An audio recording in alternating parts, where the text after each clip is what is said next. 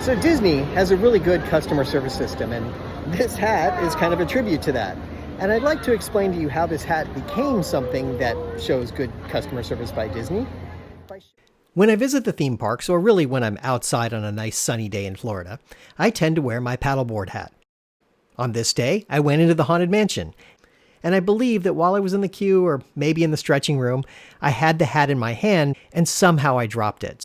About halfway through the ride, I realized that I didn't have the hat with me. So when I got off the attraction, I talked to a cast member, and did anybody turn in a hat? And the cast member was very nice. Went into the back.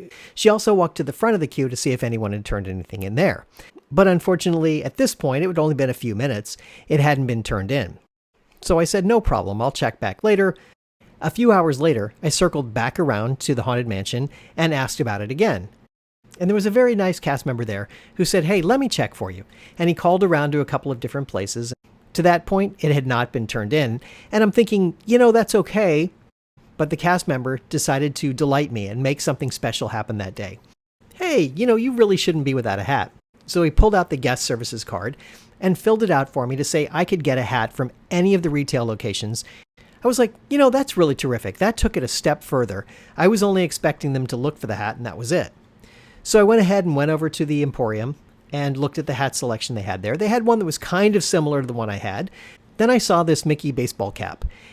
And it's made of a lighter weight material than you typically find in a hat. And it's actually branded by Nike, if you can believe it.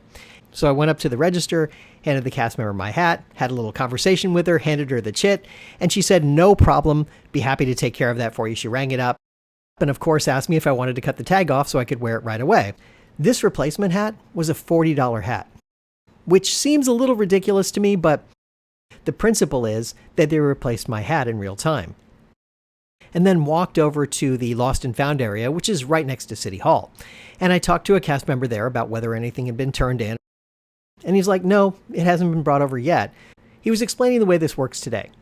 Everything that gets lost in the park makes its way back to the front entrance and sort of the guest services area. And it sits there for a couple of days to see if someone comes and claims it. If not, they move it over to a Lost and Found area.